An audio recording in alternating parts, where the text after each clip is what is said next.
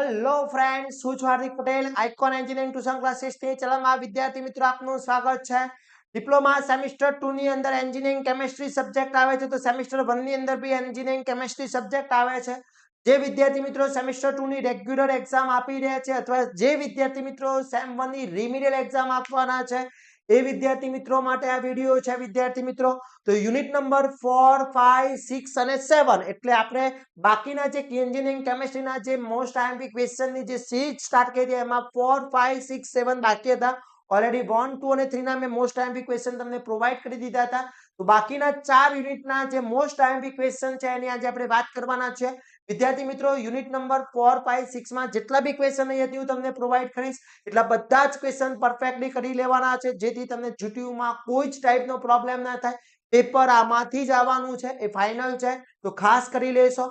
બીજું ખાસ ઇમ્પોર્ટન્ટ, જો ચેનલ ઉપર નવા હોય તો ચેનલને સબસ્ક્રાઇબ કરવાનું ભૂલશો નહીં. બેલ આઇકોન ઓન કરી દો, જેથી નવા વિડીયો આવે તરત જ નોટિફિકેશન આવી જશે. જોડે જોડે વિદ્યાર્થી મિત્રો, જો હજી સુધી તમે એન્જિનિયરિંગ કેમિસ્ટ્રીનો કોર્સ પરચેસ નથી કર્યો તો ફટાફટ કરી લેશો. આ બધા જ ક્વેશ્ચનના વિથ આન્સર એની અંદર ઇન્ક્લુડ છે, તો ફટાફટ કોર્સ પરચેસ કરીને તૈયારી સ્ટાર્ટ કરી લેશો. હવે વાત કરીએ યુનિટ નંબર 4, 5, 6 માં કયા કયા ક્વેશ્ચન્સ તૈયાર કરવા જોઈએ. પહેલો છે સારા બળતણની લાક્ષણિકતાઓ, મોસ્ટ આઈએમપી ક્વેશ્ચન છે. આ બધા જ ક્વેશ્ચનના વિથ આન્સર આપણા કોર્સની અંદર ઇન્ક્લુડ છે, ત્યાંથી કોર્સ પરચેસ કરીને તૈયારી કરી શકો છો. એના પછી ઘન, પ્રવાહી અને વાયુમાં બળતણનો તફાવત શું હોય છે, મોસ્ટ આઈએમપી ક્વેશ્ચન છે. કોલસાના અંદાજિત પૃથ્થકરણની અગત્યતા શું છે.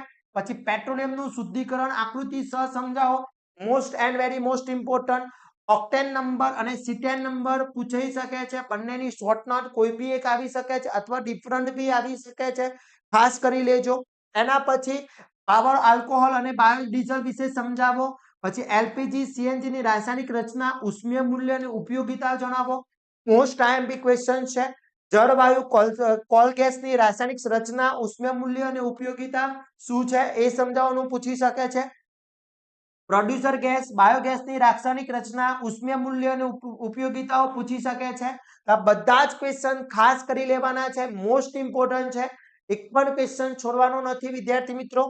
એના પછી યુનિટ નંબર 5 ની અંદર વાત કરીએ તો યુનિટ નંબર 5 બહુ નાનો છે, તો યુનિટ 5 ના ક્વેશ્ચન્સ બી બહુ ઓછા છે. સ્નેહકના કાર્યો, સામવર્તિત સ્નેહક શું છે સમજાવવાનું પૂછી શકે છે.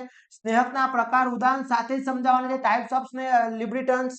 પછી ગિયર્સ અને કટિંગ ટૂલ્સ માટે કેવા પ્રકારના સ્નેહકોની પસંદગી કરવી જોઈએ તે સમજાવવાનું છે. જે કટિંગ્સની અંદર યુઝ થતા હોય છે, જે ગિયર્સની અંદર યુઝ થતા હોય છે, એ ખાસ સમજાવવાના છે. પછી બાયોગ્રેડેબલ સ્નેહકની વિશે ટૂંક નોટ લખવાનું પૂછાઈ શકે છે. તો યુનિટ નંબર 5 માંથી આટલા જ ક્વેશ્ચન કરવાના છે. આ બધા જ ક્વેશ્ચનના આન્સર આપણા કોર્સની અંદર વિદ્યાર્થી મિત્રો આપેલા છે, ત્યાંથી તૈયારી કરી શકો છો. એના પછી નેક્સ્ટ યુનિટ નંબર 6 ની અંદર વાત કરીએ તો અણુબંધારણના આધારે પોલિમરનું વર્ગીકરણ પૂછી શકે છે. થર્મોપ્લાસ્ટિક અને થર્મોસેટિંગ પ્લાસ્ટિક વચ્ચેનો તફાવત very and very most important છે, ખાસ કરી લેજો. યોગ્યશીલ પોલિમરાઇઝેશન સમજાવો, મોસ્ટ આઈએમપી છે. પછી નીચેના આપેલા બાયોગ્રેડેબલ પોલિમરની રાસાયણિક રચના, ઉપયોગો આ જે અલગ અલગ આપ્યા છે બધાના સમજાવવાના પૂછી શકે છે. પછી મોસ્ટ આઈએમપી રબરની વ્યાખ્યા આપી, રબરનું વલ્કેનાઇઝેશન સમજાવો, મોસ્ટ આઈએમપી છે, ખાસ કરી લેજો.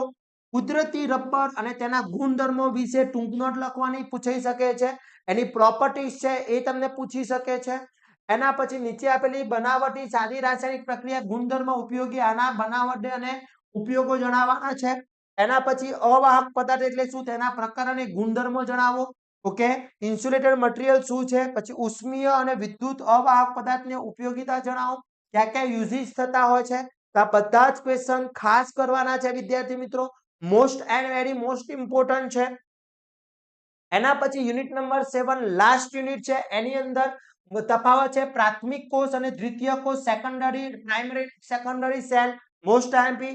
પછી ડ્રાય સેલનો ખાસ most and very most important છે કે સૂકા કોષની રચના, કાર્ય પદ્ધતિ, આકૃતિ સાથે પૂછાઈ શકે છે, ખાસ કરી લેજો, મોસ્ટ આઈએમપી ક્વેશ્ચન્સ છે.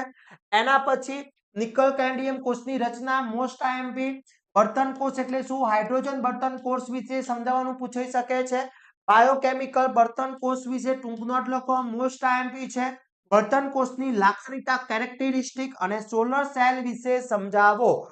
એટલા જ વિદ્યાર્થી મિત્રો કરી લેવાના છે. આખું પેપર આમાંથી જ ડિઝાઇન થવાનું છે. જે વિદ્યાર્થી મિત્રો ફૂલ માર્ક્સ લાવવા માંગે છે આ બધા જ ક્વેશ્ચન કરી લેજો, જેથી તમને એક પણ પ્રોબ્લેમ થશે ને, એક પણ ક્વેશ્ચનમાં પ્રોબ્લેમ નહીં થાય.